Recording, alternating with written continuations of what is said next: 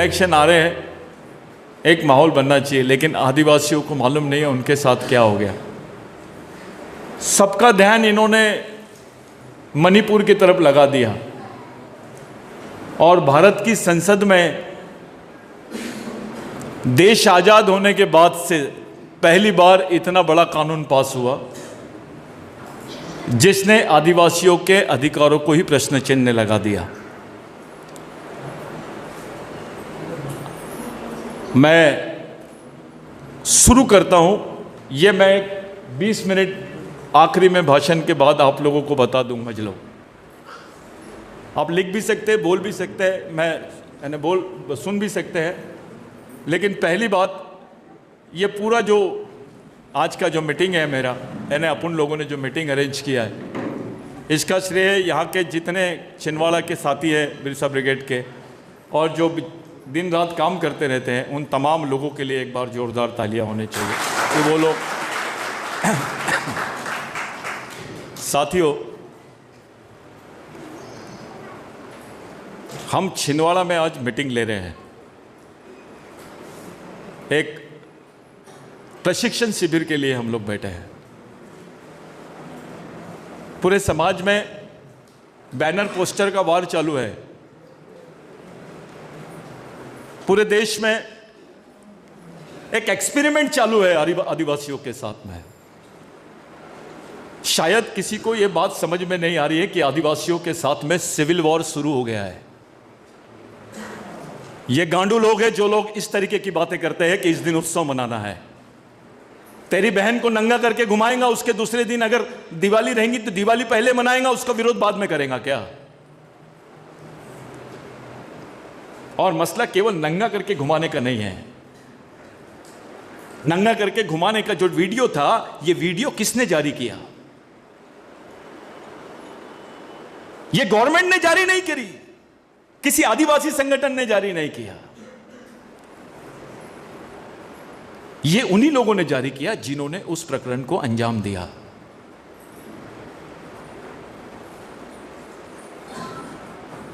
सरेआम सबके सामने ऐसा बोला जा रहा है कि 600 बंदूकें लूटी गई। मैं मणिपुर पर बात करके स्टार्ट कर रहा हूं। 600 बंदूकें नहीं, AK-47, उसमें 400 AK-47 यानी बड़े लेवल के हथियार थे जो मिलिट्री यूज करती है। और उसके बाद में 60,000 गोलियां, 60,000 गोलियां लूटी गई।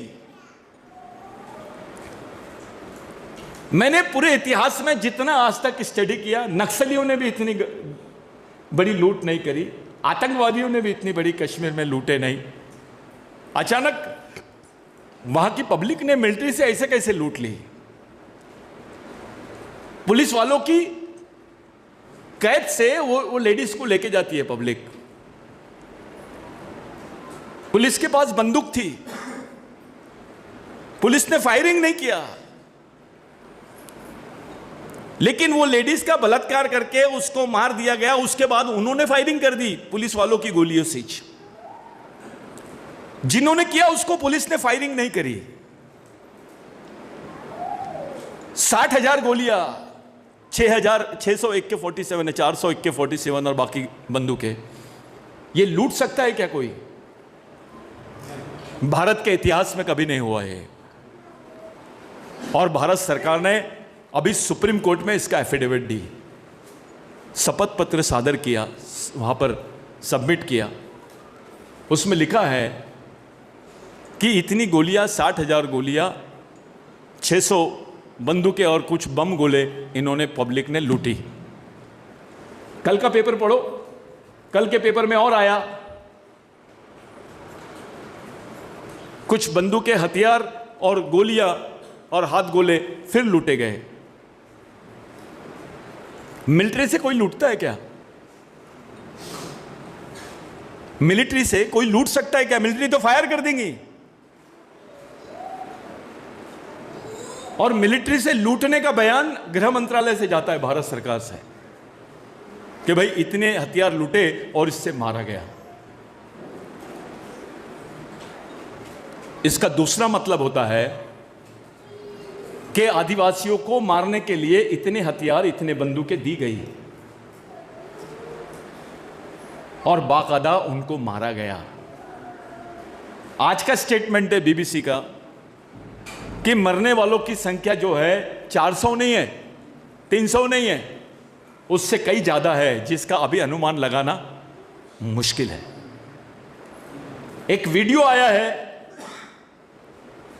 जिसमें बताया जा रहा है कि 3 महीने से लाशें पड़ी हुई है सड़क पर। आपने देखा होगा वीडियो। मणिपुर में लाशें पड़ी हुई है, काली पड़ गई है, उसको इल्ली लग गए हैं, लेकिन उनको उठाने वाला कोई नहीं आया, ना सरकार आई। वो क्षेत्र को आग लगा दिया गया, वहां पे बॉडियां पड़ी हैं।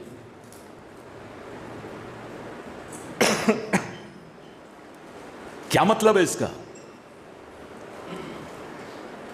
ऐसा कभी देखे क्या भारत में आपने? वो वीडियो भी दिखाया जा रहा है। आरएसएस के लोग बोल रहे हैं कि ये तो हिंदू और क्रिश्चियन का झगड़ा है।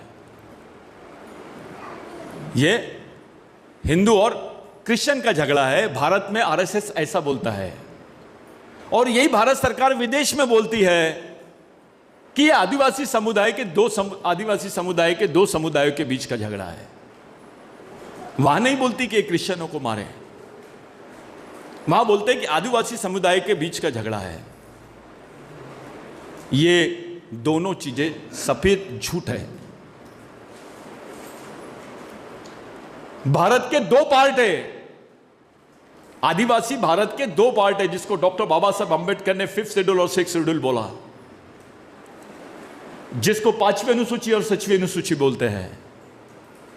6वीं अनुसूची में 7 राज्य है जिनको 7 सिस्टर बोलते हैं, नॉर्थ ईस्ट के, मेघालय, नागालैंड, मणिपुर, मिजोरम, अरुणाचल, ये 7 राज्य हैं वहां।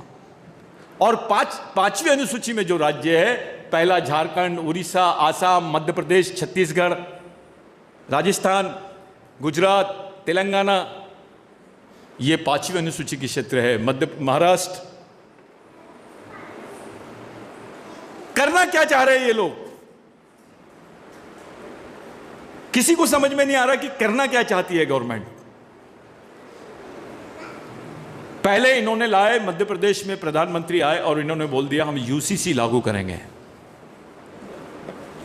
पहले मेरी बात को ध्यान से सुनना, नहीं तो समझेगा ही नहीं आप लोगों को।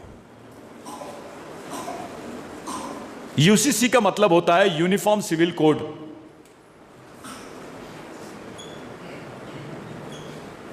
समान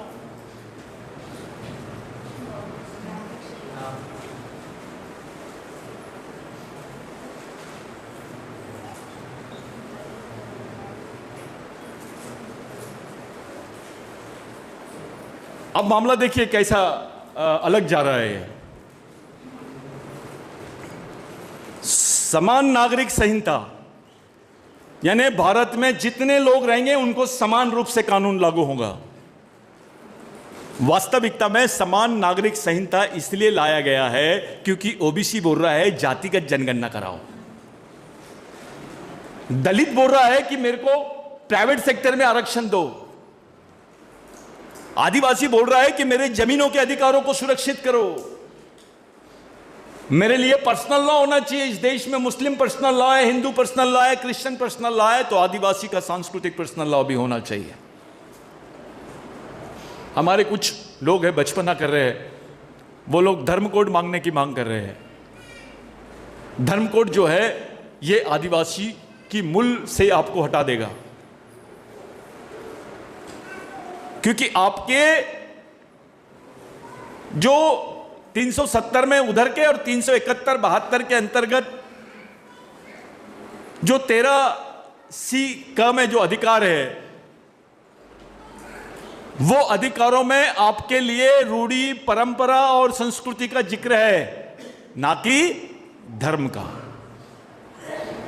यह विश्व का किसी भी कॉन्स्टिट्यूशन में ऐसा, किसी भी देश के संविधान में ऐसा प्रावधान नहीं है जो प्रावधान भारत के संविधान में आदिवासियों के लिए है। उससे बड़ा प्रावधान है कि आदिवासियों की जमीनों पर किसी भी टाइप का हस्तक्षेप नहीं कर सकते आप। उससे बड़ा प्रावधान है कि किसी भी टाइप का आप लोग संविधान में संशोधन करके आदिवासियों के अधिकारों को डिस्टर्ब नहीं कर सकते हैं। साथियों, जितनी भारत में जमीन नहीं है उसकी आधी जमीन 5th शेड्यूल और 6th शेड्यूल में है। मामला जमीन का है।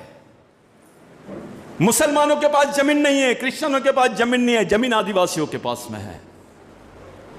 और इनको अपने प्रोजेक्ट्स लॉन्च करना है, विदेशी कंपनियों को बुलाना है, लैंड बैंक बनाना है, तो जमीन किसकी चाहिए? तो सरकार किससे लड़ेंगी? एक तरफ मणिपुर का माहौल बना है और दूसरी तरफ इन्होंने संसद में बिल पारित कर दिया कि जो वन की जमीनें हैं, जो आदिवासी क्षेत्रों की जमीनें हैं, हम इसको प्राइवेट सेक्टर के लोगों को, व्यापारियों को लीज में देंगे।